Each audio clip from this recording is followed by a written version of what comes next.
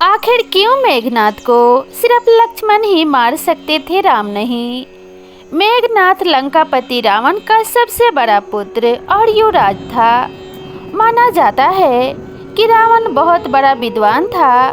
रावण अपने से भी कहीं ज्यादा गुणवान, पराक्रमी और विद्वान अपने बड़े पुत्र मेघनाथ को बनाना चाहता था। धर्म ग्रंथों के अनुसार अपने पुत्र को सबसे ज्यादा शक्तिशाली और अजर अमर बनाने की कामना को लेकर त्रिलोक विजेता रावण ने उसके जन्म के समय सभी देवताओं को एक ही स्थान अर्थात 11वें घर में मौजूद रहने के लिए कहा था।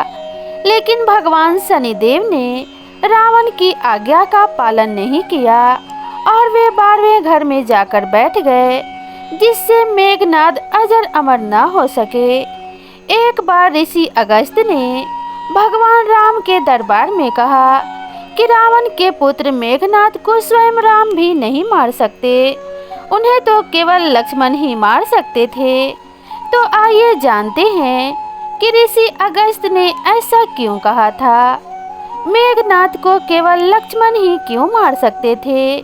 मेघनाद बहुत ही प्रबल एवं शक्तिशाली योद्धा था। उसके जन्मों उपरांत ही सृष्टि के संपूर्ण मेघों ने रोते हुए एक समान नाद किया था। तत्पश्चात उसका नामकरण मेघनाद हुआ था। उसके पास नागपाश रूपी ऐसा शस्त्र था जिससे वह अदृश्य होकर राम लखन सहित पूर्ण सेना पर बादलों के पीछे छुपकर वार कर सकता था।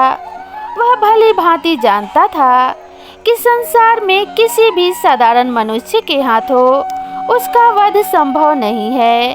धर्म अधर्म के बीच युद्ध की समाप्ति के उपरांत भगवान श्री राम के राज्याभिषेक में सम्मिलित अनेक तपस्वी ऋषि मुनि आदि भगवान राम से मिलने व आशीर्वाद देने वहां पर उपस्थित हुए। उस समय मुनि अगस्त्य ने प्रभु श्री राम से कहा था, राम, आपने रावण व कुंभकर्ण को मारा, जो अति दुर्लभ था, लेकिन अधिक विषाद संग्राम लक्ष्मण ने मेघनाद से किया था। मेघनाद का वध सबसे ज्यादा विषम था। गुरु के वचनों को सुन प्रभु श्री राम अचंभित हो गए, क्योंकि वे मेघनाद की प्रबलता व उनके वरदान से अनभिज्ञ थे। तभी अगस्त्य मुनि उन्हें पूरी बात विस्तार से बताते हुए कहते हैं कि मेघनाद विश्व का एकमात्र ऐसा योद्धा था जिसके पास समस्त दिव्यास्त्र थे। तीनों महाअस्त्र, ब्रह्मा नारायण अस्त्र व ब्रह्मदेव का पाशुपतास्त्र भी था। उसे वरदान प्राप्त था कि उसके रथ पर रहते हुए कोई उसे परास्त नहीं कर सकता था। इसी कारण उस समय संसार में केवल वही एक योद्धा था जिसने अति महारथी होने का स्तर प्राप्त किया था। उसने स्वयं भगवान रुद्र से युद्ध की शिक्षा प्राप्त की और समस्त शस्त्र प्राप्त किए। उनकी शिक्षा प्राप्त होते ही रुद्र ने स्वयं कहा कि उसे इस संसार में कोई पराजित नहीं कर सकता, किंतु उसका वध केवल लक्ष्मण के हाथों ही होना संभव था।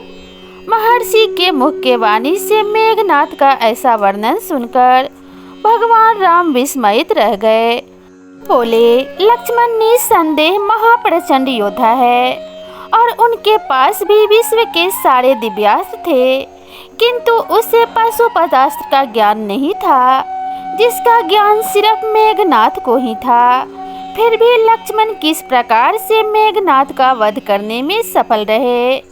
आप ऐसा क्यों कह रहे हैं कि केवल लक्ष्मण ही उसका वध कर सकते थे? इस पर अगस्त्य मुनि ने कहा, आपका कथन सत्य है। जितने दिव्यास्त्र मेघनाद के पास थे उतने ही लक्ष्मण के पास थे, किंतु मेघनाद को एक वरदान प्राप्त था। एक बार देवासुर संग्राम में रावण को इंद्र द्वारा बंदी बना लिया गया। तब मेघनाद ने अपने पिता की रक्षा हेतु इंद्र को ही बंदी बना लिया और उन्हें लंका ले आया। इसलिए मेघनाद को इंद्रजीत के नाम से भी जाना जाता है।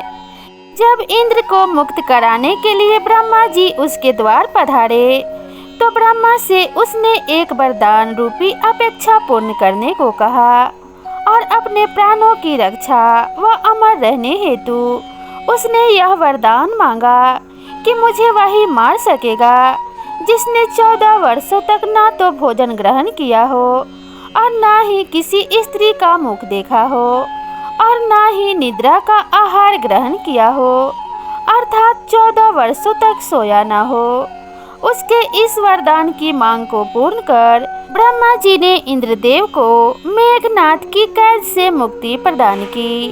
श्री राम बोले, मैं वनवास काल में 14 वर्षों तक नियमित रूप से लक्ष्मण के हिस्से का फल फूल देता रहा। उन्होंने कहा कि मैं सीता के साथ एक कुटी में रहता था। बगल की कुटी में लक्ष्मण रहते थे।